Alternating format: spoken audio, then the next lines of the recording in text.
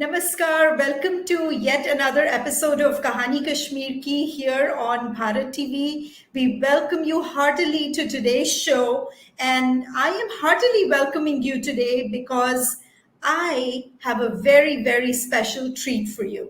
So I will without any ado, I don't want to introduce this person. He's a very, very special person. He is a budding author, and I know that you are going to love our conversation today. So come on, join me, and let's introduce you to Rahul Raina. Rahul, welcome to the show. Hi, Deepika. Thanks for having me. Of course, thanks for spending your time with us today. We really appreciate it. Thank you so much. No, the honor is all mine. Thank you so much. Oh, great, great. Well, all right, let's go ahead and dive right into it.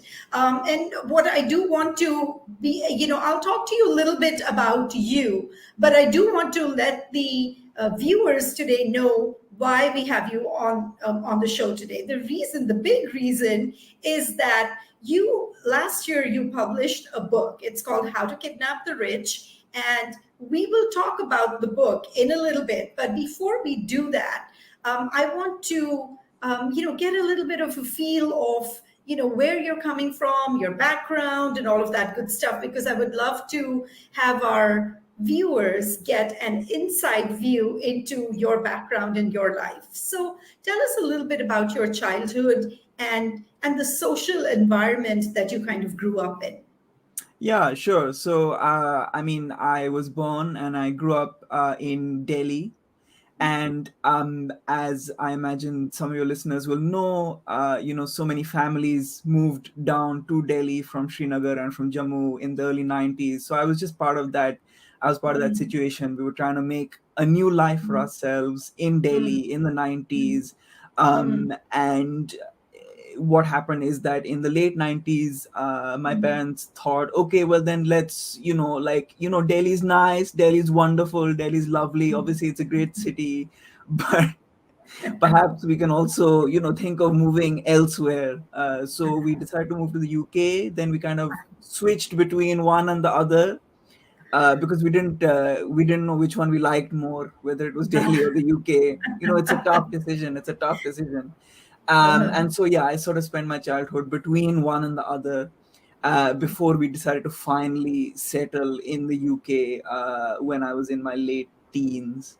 But then since then, every year I go back to Delhi. I go back for a couple of months every year. So it's almost like I've never really left. And my parents are very angry about that because they keep saying, we decided to move. We made this epic ultimate sacrifice for you and for your future. How come you like spending so much time in Delhi all the time? So yeah, that's what happened. Yeah, you can take the homeland, you can leave the homeland, but you can't take the homeland out of you. So I guess that's appropriate for your case. You brought up the 90s exodus, and we've had a lot of guests on this show who I talked to who went through it, and very, very, obviously a very horrible situation. Do you happen to have any memories of that? Do you have anything attached to that? There was a young author that I talked to, for example. She said that in her family, it wasn't talked about at all because she was born after 1990. And she said, we didn't talk about it at all in our family. So she didn't realize the importance, even the historical importance of that, and the personal importance of that to her family until in her teenage years. How was it with you? Were you aware of what was going on within your community? Absolutely, absolutely. We talked about it all the time. We talked about it all the time. So on my mom's side of the family, they had moved to Delhi kind of in the 60s and the 70s, but they spent all of their summers up in Kashmir. And obviously, a big part of the conversation was, we can't spend our summers up there anymore. We can't go to our house. Isn't it tragic? We've had that part of our culture and our whole year. If you're spending 3 or 4 months of your whole year up in a place, you had that taken away from you. Correct. My dad's side of the family was obviously a lot more completely affected because they were living in Srinagar until 1991. And my grandfather and grandmother especially, because they were literally working right up in Srinagar until 1991. My grandmother in the university, and my grandfather in the power and works department, and they just had just horrible stories about how everything just fell apart in the 1990s, Right. and like during the course of 1990, the year. So no, no, no, absolutely, we discussed it all the time, and also because it was such a time of dislocation. And for me, especially growing up, it was like, why do we, like, because obviously, your parents talk about your Kashmiri, you have this language, you have this food, you have this culture.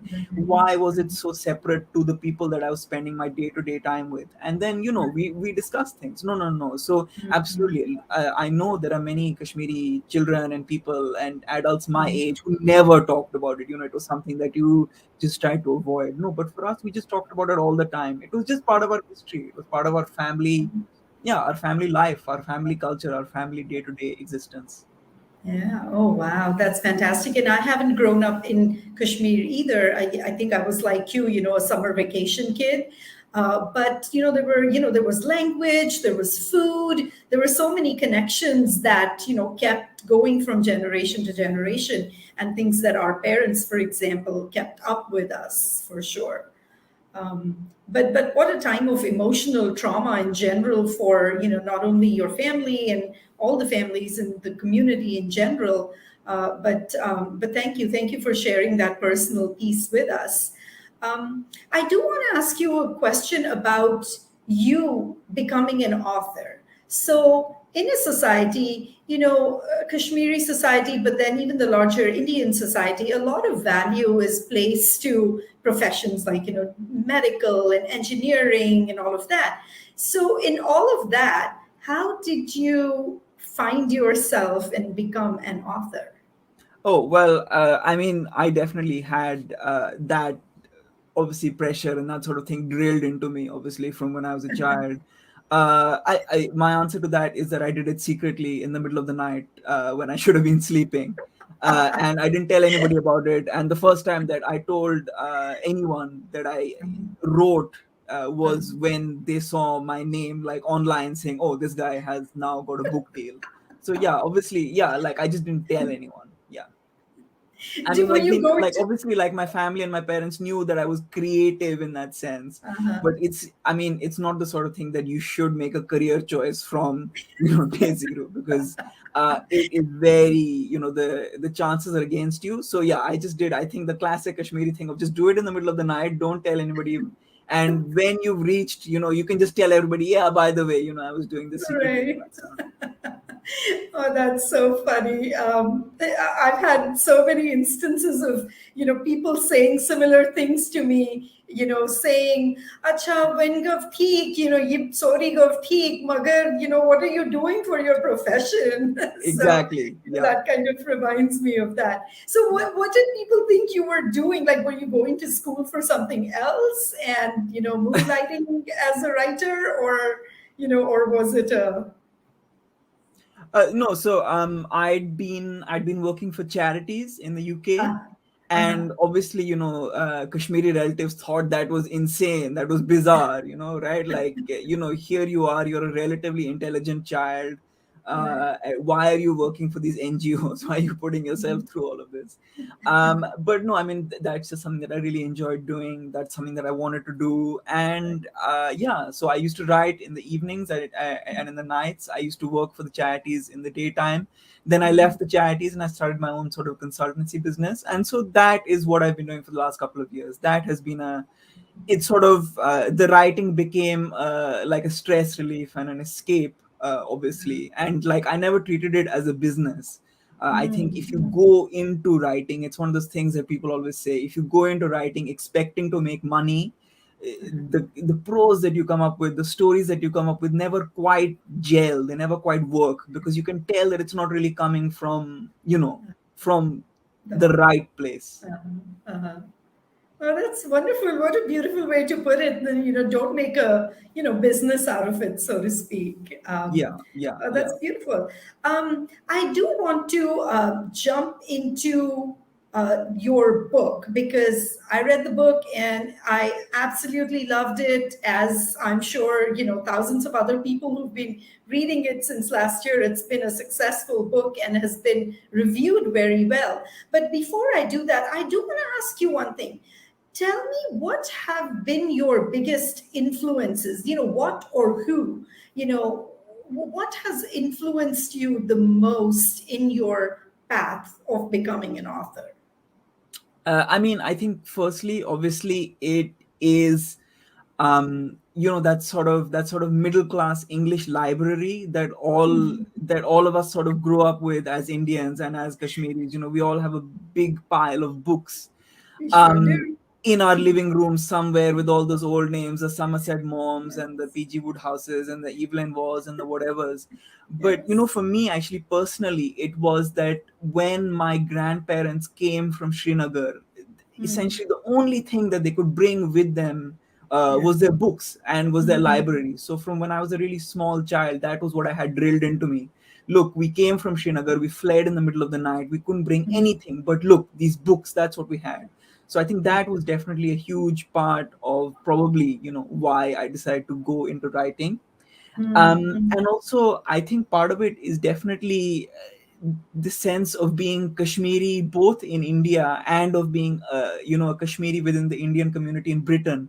It's the sense of that you've got something that you're always watching, in a sense, that you're always kind of looking at people around you, because you're not exactly like them. You have this special thing about you. You have this special history. You have this sense of being a kind of a documentarian, because Yeah. that's definitely what I feel about Kashmir, that it's up to us to take our culture and to watch the world and to talk about the world in different ways and in special ways. Otherwise, that kind of voice and that Mhm. history will be lost. So Yeah. that to me was definitely a huge part of my childhood. So I think those were the big influences. Obviously, the actual physical books, but also the sense of a sort of a, if you don't talk about it, if you don't put your words down, if you don't express yourself, then all of that sort of those thousands of years of everything will be lost.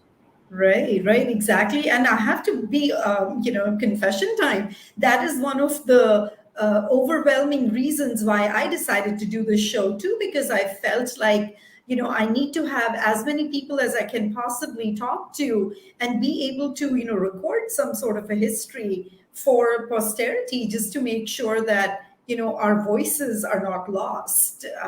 So you put it way more beautifully than I would have even imagined. So thank you for stating that. All right, let's dive into the book. I have some very eager questions for you. So now I'm going to be like a fangirl for a little bit. Um, so let's talk about the title of the book, How to Kidnap the Rich. And that in itself was very intriguing when I first heard it, and it stayed with me.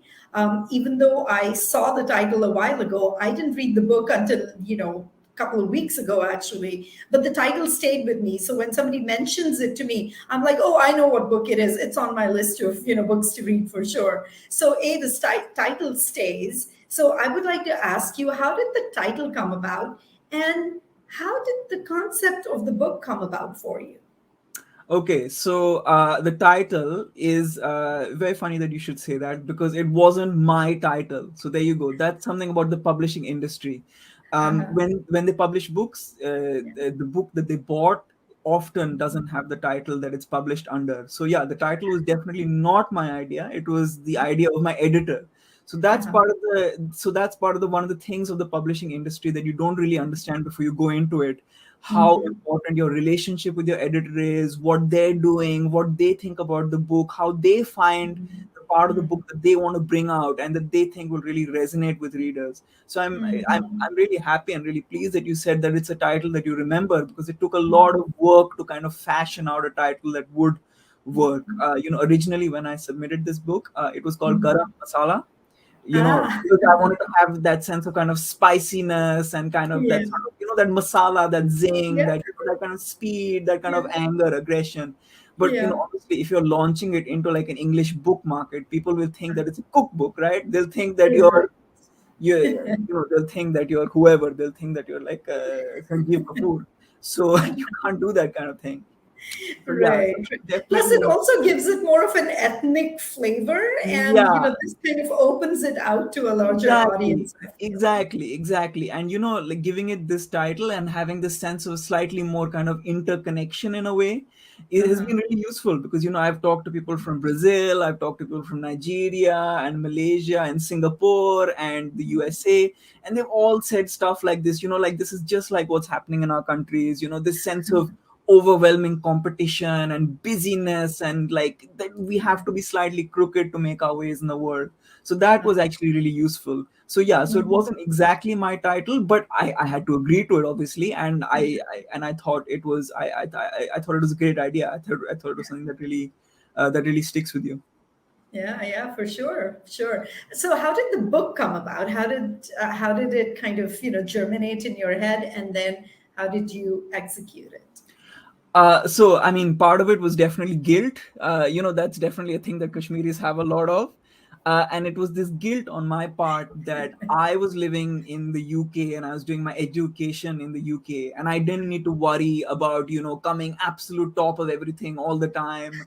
I could just kind of, give an okay exam performance. I could work like 1 or 2 hours a day. Whereas my Indian friends, who I'd partly grown up with, were all Uh-huh. having to work like 15 hours a day. They never did any other activities. They all had to Sure. get 98.9999%. Their parents were beating them and grilling them. Because I think that's definitely one of the things, right? With like Kashmiri parents, they kind of take on the attitudes of the places that they move to.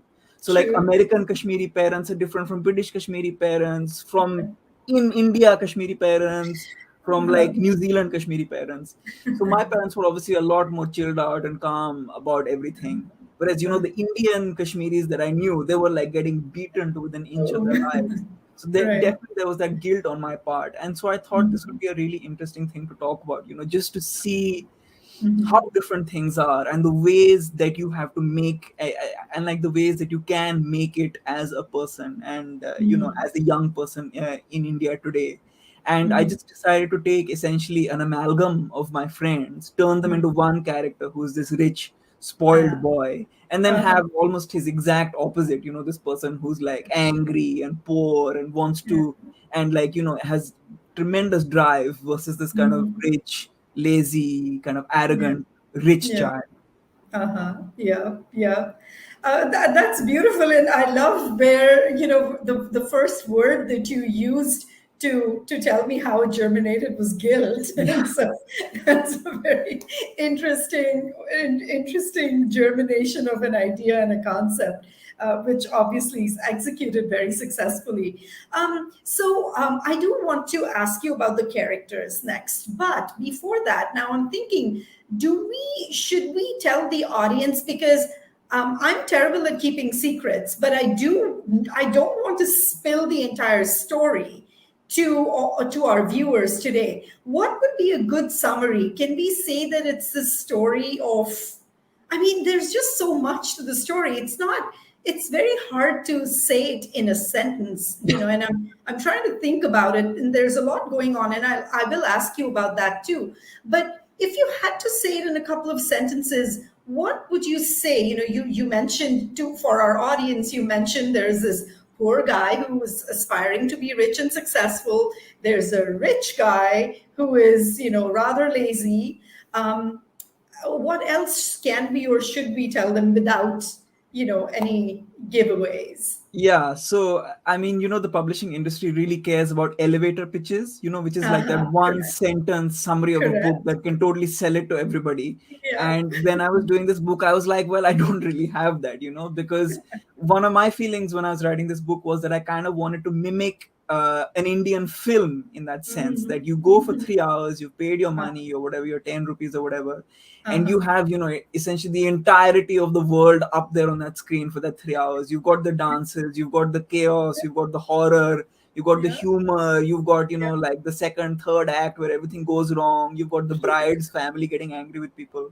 So I wanted to Yeah. have, essentially almost all of India in one book. So yeah, that Uh, sort of elevator pitch is something that I can't do. But I mean, I can describe it by saying, that is about a poor boy who's born in poverty, and his father is an awful person, and he is robbed the chance of having a good education himself. So what he does is that he becomes a person who takes exams for rich kids, for rich boys, and he works out, a financial arrangement with their parents, and he takes his exam for him, and that's how he lives his life. But his life goes completely wrong when his latest client becomes a topper, becomes first ranked in India, and then their whole life goes into complete chaos, because obviously this poor boy Ramesh, he wants to make money, but obviously the rich boy doesn't exactly want to share this money with him. And it's about how everybody, in that way, in that Indian way, sort of conspires against them, hates them. Who are these people? Where have they come from? Why are they intruding on our world? And decides to take them down. yeah, yeah. That's a very good summary, actually, without giving away all the fun parts of it. So thank you so much for that. Um, so you did mention all the genres that I'm thinking about. You mentioned there's in what you have in a classic Hindi movie, which is you have romance, and you have revenge, and you have action and humor and horror and all kinds of things. And this really does have it all. And I'm not like tooting a fake horn when I say that it actually does have it all.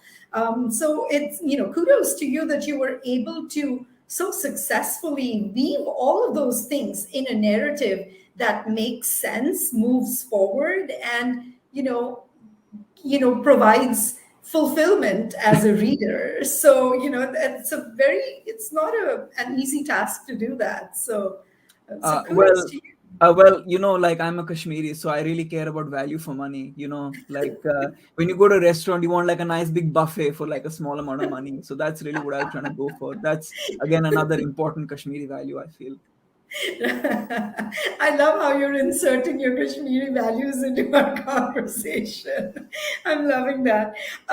Let's talk about let's talk about the characters in the book. There are so I have to say, between Mr. Oberoi and Priya and Ramesh and Rudraksh and all of these people, two things about them that I did want to discuss with you. One, I feel like I know someone or somebody or the other in my previous life where I lived in India that was that person. So they were real, they were palpable people for me. They were not just characters in a book on a page.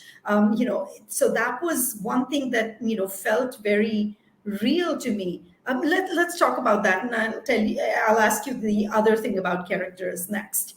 But how, like, are these? You said there are people based on a mishmash of people that but tell us a little bit about how that character development came about. Yeah, so like, thank you very much for saying that. Thank you so much. But from the first minute that I started writing, I think obviously I didn't want to write the sort of Indian book that so many people read nowadays, and that can be so popular nowadays, which is this sense that it sort of happens like in the 1970s, the 1960s, or that even if it happens today, there are no mobile phones, there's no communication, there's no humor, there's no spirit. It doesn't feel like it's happening in India. If you change the names of the characters, and if you change their like their religions or their races or whatever, it could happen pretty much anywhere. So it had to be for me a book about India right now, with all the technology, with the fact that everybody has 5G connections in their pockets and can listen to like everything going on all in the whole world all at once. That Yeah. sense of interconnectedness, that sense that people in India are now fully a part of the world.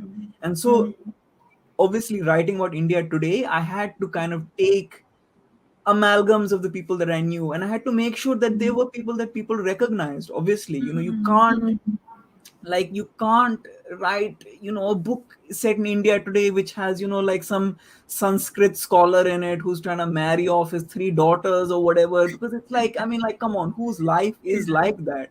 Like, yeah, everybody has Netflix now, like, everybody yeah, watches these crazy, like, they come from home, they put something in a microwave or whatever, and they watch Netflix. That's not what India is like today. It's not. sure. It's a country that's globalized and becomes so rich and so interconnected so quickly that you can't just do that kind of old kind of thing. It has to have a sense of self knowledge about itself. So yeah, True. obviously part of that was putting in people that I knew that were around today, be it from like the young professional women making their way in the world today, to their slightly wrong bosses who are still have that 1980s 1970s kind of mindset, Yeah, to true. putting in these young poor kids who I knew from my charity work in Delhi, who were desperate to make it and who knew everything about the world. They had so much knowledge, but they just didn't have a place to demonstrate it. So, like, yeah, definitely it had to be a part and parcel of the world that we see today. Yeah, but what a beautiful way to juxtapose, though, the old Delhi and the new Delhi with the, Shashank Oberoys of the world, but then also Ramesh's dad, who was, getting drunk and beating him up all the time. And it just, felt like these are people that are real. These are very, very real people. Yeah, Um, I mean, like, whenever people talk to me about this book, they keep saying, "Oh, you've got such a great imagination. You've got such a wonderful imagination." And I don't really. These are all real stories, and it's the crazy thing is that all of these real stories are happening in one city and one place all at once. And in right. terms of geographic distance, all of these stories can be happening in the same square mile or the square kilometer of the city, because everything is so chucked in True. together. If you're in the True. center of Delhi, one place you've got like whatever Safdarjung enclave or whatever, and you've got Right. whatever, and you've got old Delhi right there, and Yeah. everything, the entire Yeah. universe could be set in that small square, whatever, in that square Uh-huh. mile. So that's what really, that Yeah. all of this, there's nothing that I've made up here. All of these are basically real people. All of these are basically real situations, all going on all at once right now. Yeah, yeah, yeah, and the part about the where you mentioned that they shift their little chai stall from one place to another. Again, moving up in the world, running away from something else. It just felt very the motivations felt very real and very very contemporary. Like you said, they're not based off of something somebody would think about way back in the 60s or 70s. So Yeah, um, and I mean, like, obviously the country changes so much that if I'd written this book this year or last year, now the chai stall would have wireless payments. It would all be hooked up to Paytm. It would yeah, have, its own website. It would have its own Instagram page. It would have its own TikTok page or whatever, where people would kind of interact with the chai stall. So yeah, yeah, everything changes yeah. so much. So even when I wrote this in 2019, even that seems like almost a Uh-huh. vanished, faded world. Yeah, yeah, that's funny you say that, but yeah, you're right. It's a living, breathing thing, though, and things change as as time goes. My second question about characters was the progression of characters, and we are talking about the chai stall, so let's talk about the dad. First of all, I never expected the dad to kind of come back the way he did with the whole charity chai and stuff, and again a very modern touch. That now that I think about it, yeah, that's what he would probably do. He wants a bite of the action too, so why the hell not? So that was amazing that that he came back. So that was a little surprise for me. But then let's talk about the two main people, Rudy and Ramesh, and their characters seem to be coming from different places, but they intersect and then they go off in different places.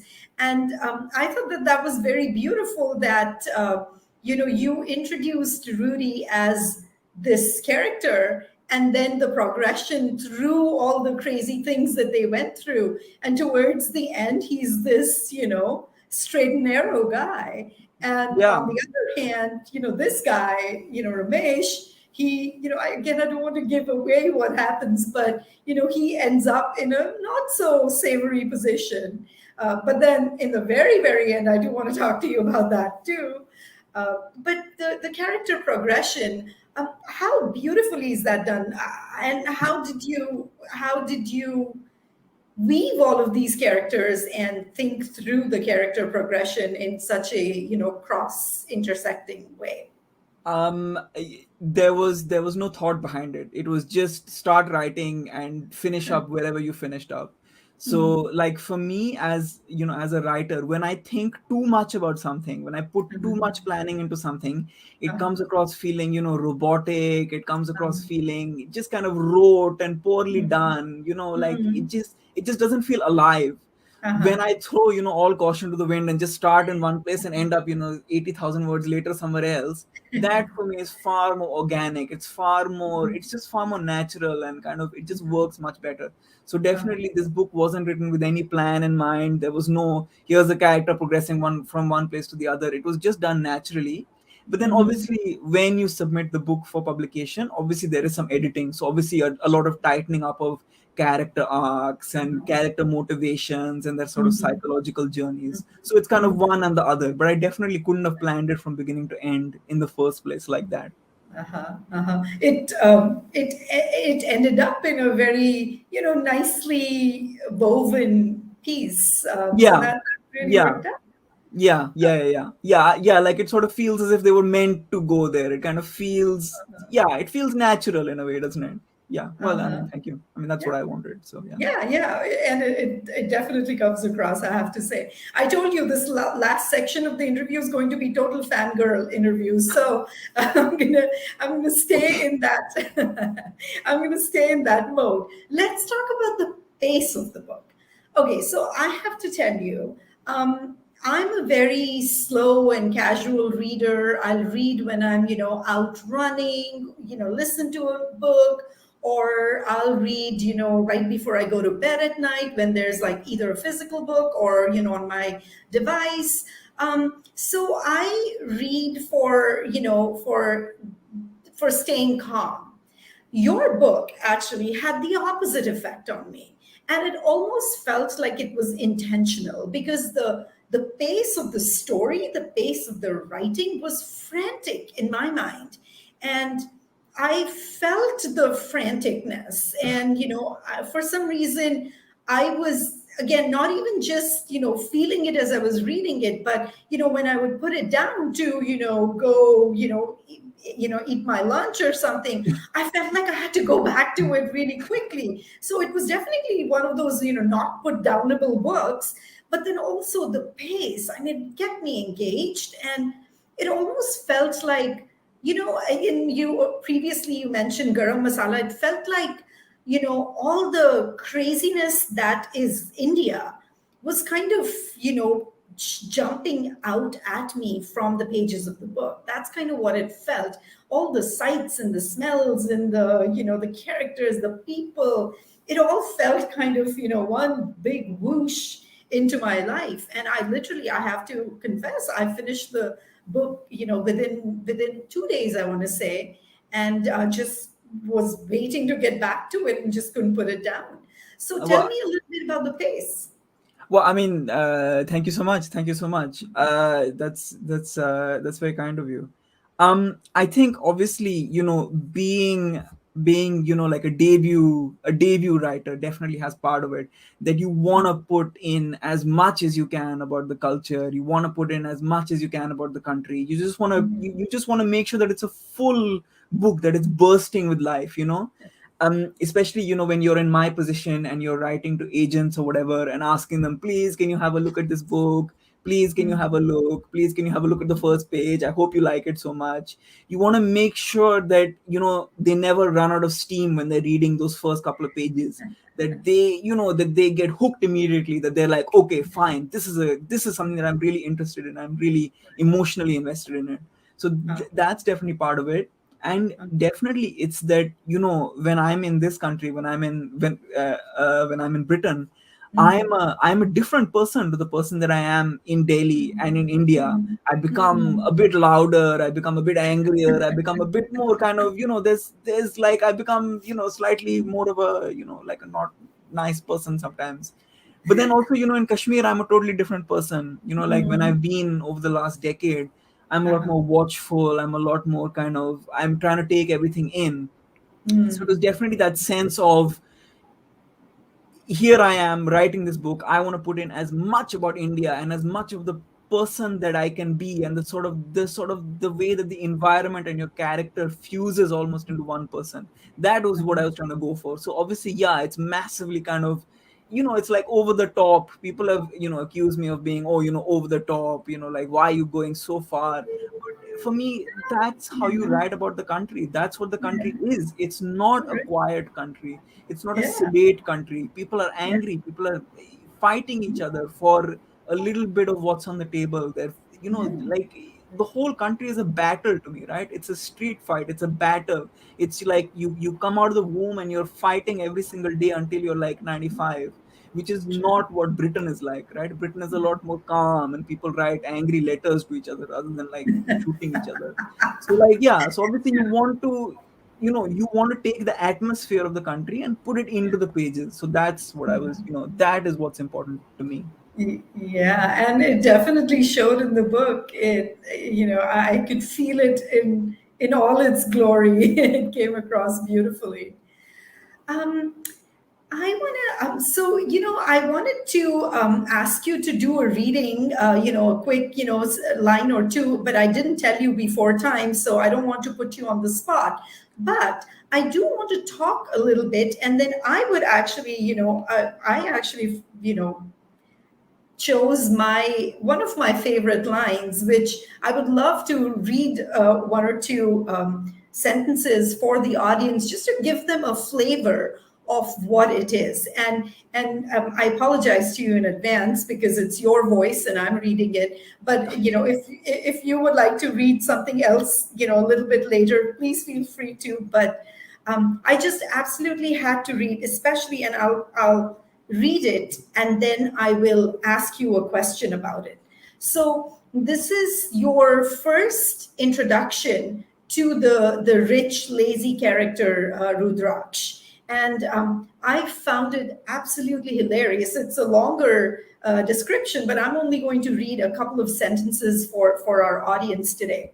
So so you're talking about Rudy's face. So you say it's a totally unremarkable face, very North Indian face, Uttar Pradesh face, 100 million of you in villages face, no matches on Tinder face, rejected for arranged marriage after first meeting phase. I, I have to tell you, I laughed for a full minute just over that one little piece. It was absolutely hilarious. And this book is filled with one-liners and descriptions which are literally laugh out loud funny. Is do you feel like that's your forte? Because it's sprinkled throughout. Yeah, I mean, once again, like, I hate to bring it back to being a Kashmiri, but I mean, like, I think that definitely comes from that, right? Like the sense that you and your family can go through something horrific and then just make like absurd kind of jokes about it. I mean, like, that was definitely what I had when I was growing up. Like, my grandparents were like, yeah, so we had to run away in the middle of the night, but at least we got a good deal on the house afterwards or something, like weird things like that, that you can sort of take this horror and take this comedy and kind of meld it together in a way that kind of just works. So yeah, I think that's definitely part of it, and also just the sense of, yeah, absolutely. It comes from India, the country as well. The sense that all of these things can coexist within one whole, that you can have something that's extremely funny, but also extremely tragic, but also extremely, eventful and angry, all going on all at once. It's that kind of, yeah, it's that maelstrom, that hurricane of flavors and experiences and tastes that I just wanted to meld together. So yes, yeah. So obviously yeah, the funniness comes from, I think, various places. And I think that as I go on writing other books, that will definitely continue. I don't think I can get rid of that. Please don't, because I have actually one more that I would love for the audience to hear. This is a really short one, right at the end, and the irreverence of it was the funny part for me. So you say, "I don't know why everyone brown isn't in this business. The whites are begging for it." I, I had to laugh. I really had to laugh because, we've all, seen similar situations that happen. There have been, God men and, all kinds of people that have, ashrams and, retreats and stuff in, all parts of the US. And I'm essentially a US based person. So, I've known people who've actually, gone to these retreats and all of that stuff. So just, saying it, I know people think it, but I don't think anybody says it. And for you to, so irreverently say it, that just, again, made me laugh. It was just absolutely hilarious. Yeah, well, I mean, thank you. And again, it comes back to part of being a Kashmiri. You see so many people whose lives were kind of, really deeply destroyed and wrecked. And I've certainly met many people in the Kashmiri community over the last 20 or 30 years, who've been drawn to God men, who've been drawn to these gurus and these sadhus, and who've been drawn to these kind of strange religious movements. And that was definitely part of my childhood growing up, watching these people who were just so deeply unhappy, but they just wanted to find something, some meaning to their lives because of what had happened to them.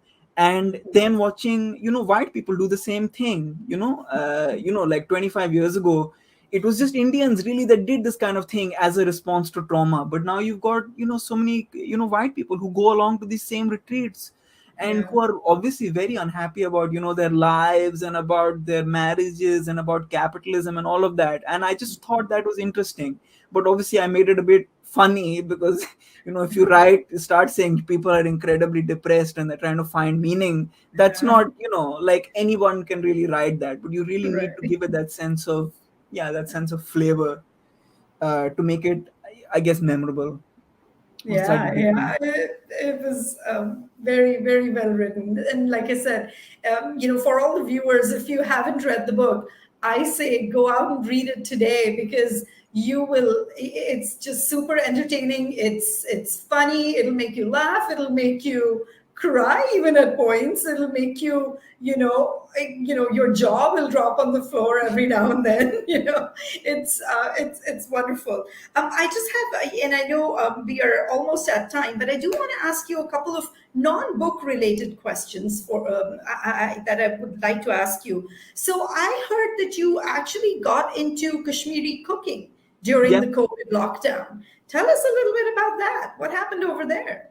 I mean, I was always into Kashmiri cooking, always. Like since I was a kid. I mean, you can't not be. When one of the primary facets of your culture is this kind of amazing food that is kind of everyone in India kind of knows and kind of talks about, but doesn't really understand. But They everybody make knows them that all Kashmiri wrong too. yeah, exactly. And like everybody knows that it's like classy and good and everything, but it's always in your house and you're always eating it. So like I've always been into it. But what I found in lockdown is that I could talk to my grandmother about it, who was in India, and I couldn't see her, and I was going through the process of publishing this book, and I felt a bit lonely for India, but I couldn't actually obviously physically go there. So I was just talking to her, seeing all of the stories that she had about Kashmir and about cooking.